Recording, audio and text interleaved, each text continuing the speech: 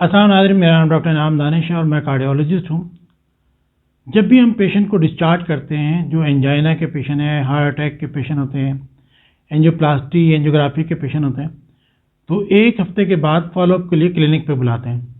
अमूमन ये होता है कि ये पेशेंट 1 वीक के बाद जब हमारे क्लिनिक पे आते हैं तो निढाल होते हैं, इनका ब्लड प्रेशर कम होता है, जिसकी सबसे बड़ी वजह जो है वो उबली हुई सब्जियाँ हैं जो अमूमन घर वाले खिलाते हैं। शाह से ज़्यादा शाह के वफादार बनते हैं, सोचते हैं कि ये मोहब्बत का इजहार है और कोलेस्ट्रॉल कम कर दिया जाए ताकि इस कंडीशन के अंदर से पेशेंट बेहतर हो जाए। ऐसा नहीं है। देखिए, ये तो अब एतदाल जो है आपको ज़िंदगी भर के लिए चाहिए। जो एहतियात है खाने की वो ज़िंदगी भर के लिए चाहिए होती है। एक मखसूस टाइम में आप नमक या ऑयल बंद करके पेशेंट को बदजायका खाना दें तो उससे उसमें कमज़ोरी पैदा हो जाती है, निढाल पैदा हो जाता है। तो आज हम ये डिस्कस करते हैं कि पेशेंट को बेहतर डाइट क्या दी जा सकती है। नाज़रीन, उम्मीद पर दुनिया कायम है। हम 6 दिन इंतज़ार करते हैं इतवार का कि संडे आएगा तो हम इंटरटेनमेंट करेंगे, और एक दिन की इंटरटेनमेंट के बाद हम 6 दिन मज़ीद काम करने के लिए तैयार हो जाते हैं।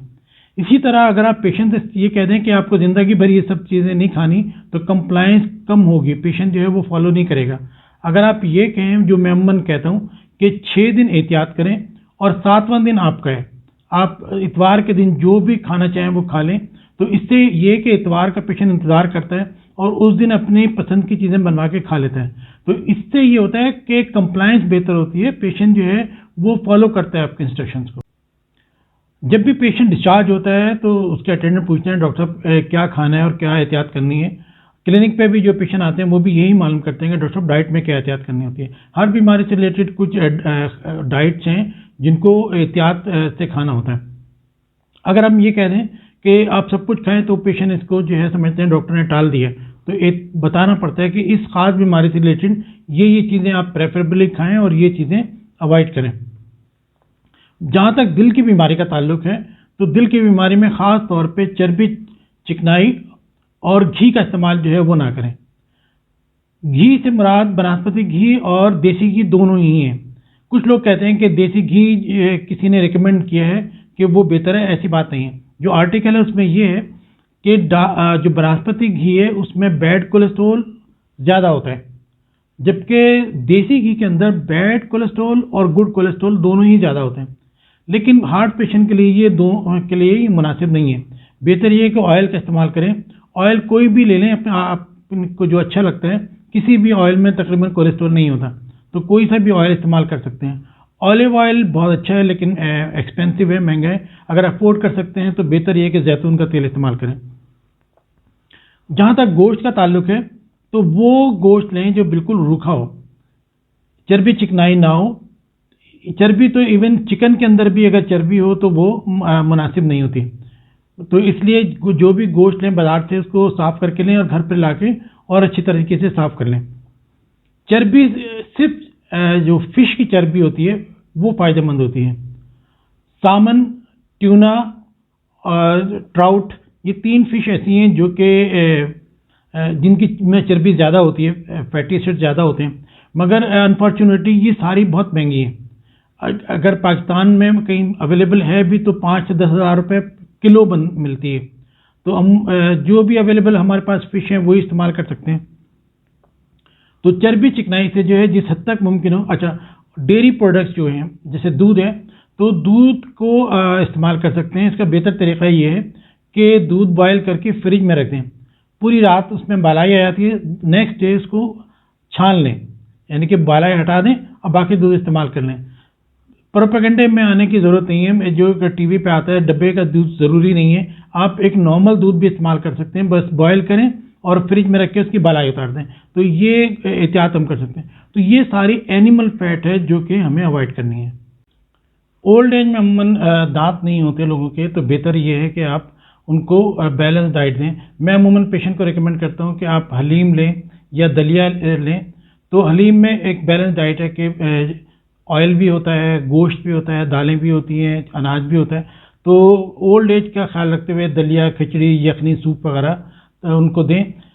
अमूमन लोग ये करते हैं, दूध डबलोटी पे रखते हैं कि वो इजीली खाया जा सकता है। दूध के अंदर सोडियम बहुत कम होता है, तो ये लोग जो है नमक की कमी का शिकार हो जाते हैं।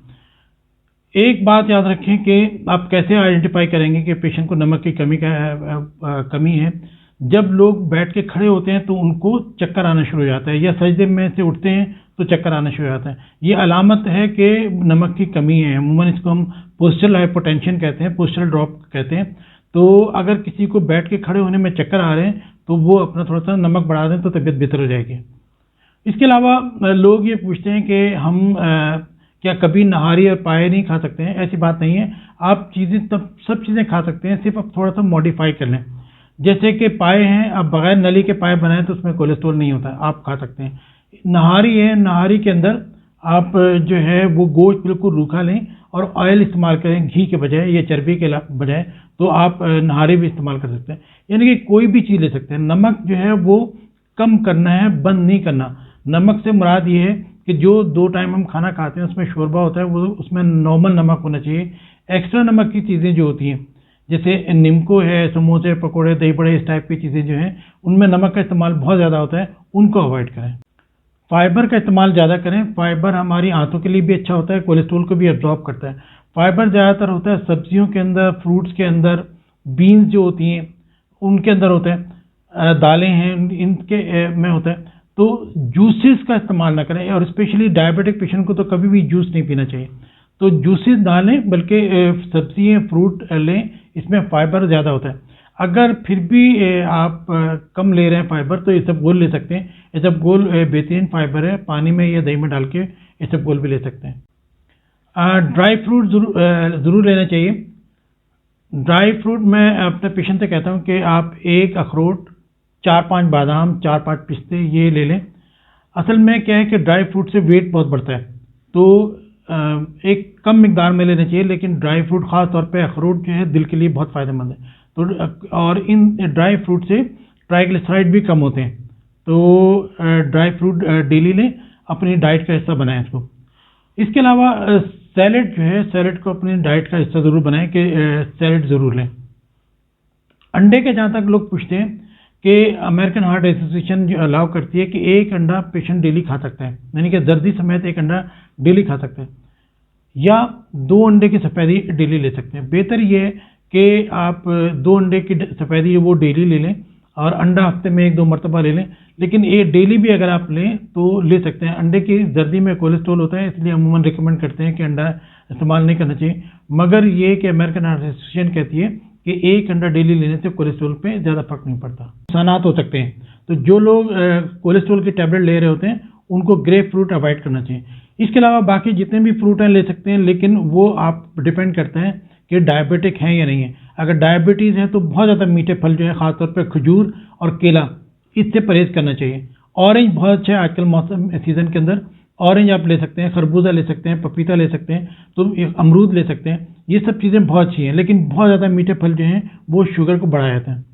आप बैलेंस डाइट लें जिसके अंदर प्रोटीन है। प्रोटीन अमूमन जो है वो दालों की शक्ल में, चिकन की शक्ल में ले रहे होते हैं, और फैट है जो कि ऑयल की शक्ल में, ख़ासतौर पर ऑलिव ऑयल की शक्ल में। कार्बोहाइड्रेट है वो भी आप कम मिकदार में ले सकते हैं। फाइबर लें, नमक नॉर्मल लें, बहुत ज़्यादा ना लें। इसी तरह तमाम जो भी आप खाना चाहते हैं वो खा लें, उसको थोड़ा सा मॉडिफाई कर लें कि वो उसमें चर्बी चिकनाई का। हमारे यहाँ सब कॉन्टिनेंट के अंदर ऑयली खाने बहुत ज़्यादा हैं, तो ख़ास तौर पे ये कि जो बनास्पति घी है इसको हर मुमकिन हद तक अवॉइड करें। फ्रूट्स लें, सब्जियाँ लें, दालें लें, बीन्स लें। जो बीन्स होती हैं, मुख्तलिफ किस्म की बीन्स आती हैं, तो वो बहुत अच्छी हैं, उनमें फाइबर बहुत ज़्यादा होता है। तो इन सब चीज़ों को अगर चाहें तो हम एक बैलेंस डाइट रख सकते हैं।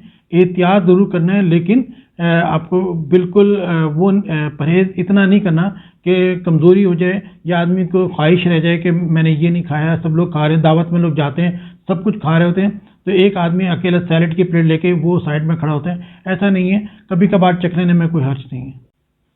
कोशिश ये करें कि रात का खाना जल्दी खाएं।